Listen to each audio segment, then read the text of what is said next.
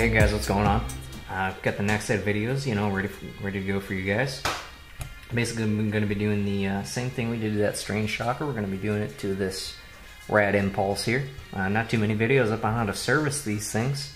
So we're going to break it down, we're going to service it, do some basic maintenance, probably break it down a little further than you probably would for basic maintenance, just to, show you guys how to keep this thing clean and running smooth. Just a little information on this impulse. This is a 03 rat impulse. This is the second generation of private label they did for this gun. Serial number is rat 00029, so it's pretty early in the production as far as this ran come. In 03, they almost put out about 8 private label rat impulses, never mind the countless other private label impulses they had out at the time. And like I said, there were about 8 or 9 variants of just this rat impulse itself. It was one of the most popular selling private labels of the time, and all kinds of companies wanted to put their kind of own spin on things. This impulse is none of the special ones. It's just a regular private label 03 rat impulse.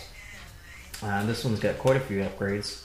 A couple of them being the complete new designs ram assembly, which includes the silk shot ram, the custom hammer cap right here on the end, you can see that, the midway SST hammer that's in here. It has the new designs valve. It's the RIP high flow angled port valve that's inside here. This one doesn't have any eyes, but it has the new design spring-loaded detents. I got a new designs clamping feed neck. Right down here we got the Eclipse trigger on here. It does have the Crickret board upgrade. It is currently drilled and has 2 tapeworms. You guys can obviously see the vertical max flow here. The bolt is the VooDoo Shorty bolt, and the new designs 15-degree vertical ASA here. And that's about it for this thing. You guys saw in the earlier videos, she shoots just great. Sometimes without having the eyes, obviously we run into some problems depending on the loader, but overall she shoots pretty good. So yeah, we're going to get started right away here. Now, so we're just going to start off by taking off some of the larger pieces first. Obviously the barrel. Barrel's nice and clean. We don't need to do anything with that.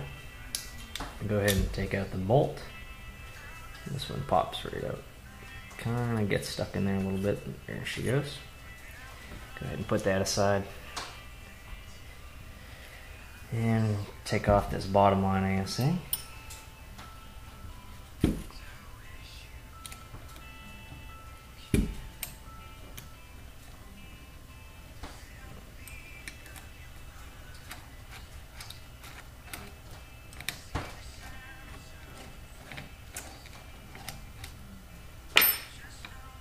That aside as well. Go ahead and take off the vertical max flow. Now I'm not going to service this reg in this video. I'm going to put up a separate video that's just on reg maintenance in general, whether it be you got some vertical max flows, you got the stock shocker reg that came on. A lot of them, the ion reg is extremely similar to the shocker reg. CP regs, I've got a couple of those. I'll make sure you guys know how to do a CP rig. So we're just going to go ahead and throw that rig aside now. And we're going to do this trigger frame next. Alright, so we got those grip screws off, and we got took the grips off real quick just so we make sure this battery harness doesn't get caught up on anything. So I'm just going to have closely.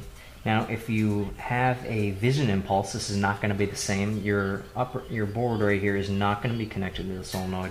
The solenoid will be connected to a separate board, which I'll go ahead and turn this around real quick. Will be sitting right here, as you can see, these two holes right here.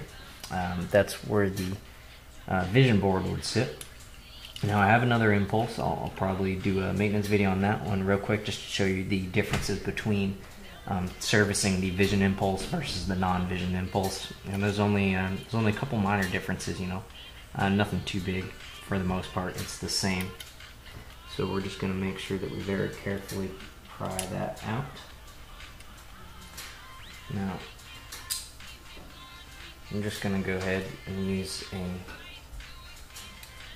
very small blade here, just so I can get on the edge, lightly just pull that out.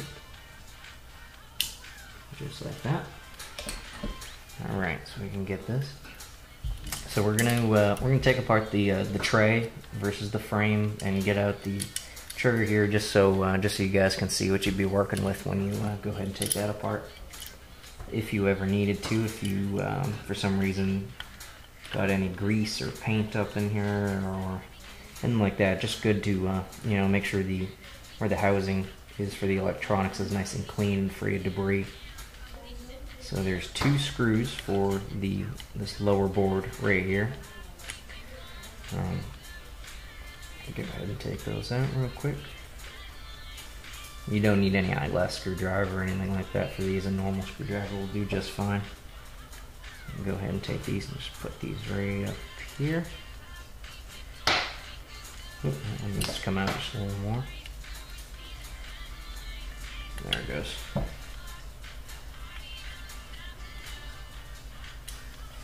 Alright,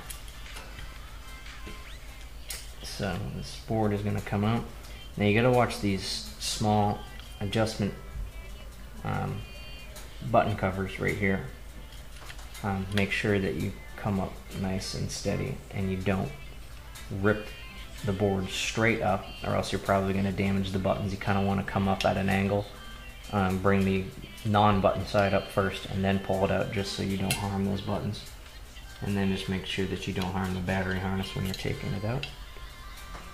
So I'll get that screw out of that board finally. And this board looks nice and clean, so we're not gonna mess with the board at all. We'll just go ahead and put that aside. Put those screws with it. Alright, so now you get your frame, trigger, and the tray.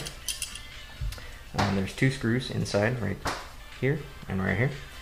That's what's holding it to the trigger frame, so I'm just gonna go ahead and take those out real quick.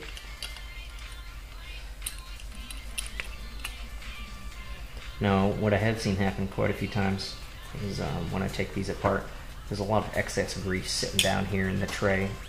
I'm not too sure why. It just seems to be a place for dust and debris and dirt to collect. So you definitely want to, if you've never cleaned it or very rarely clean it, you might want to just pop the board out and check up underneath the board right here for dirt and debris. Don't want any of that messing with the board. And take these screws and put them aside. So now your tray should just come right off like that.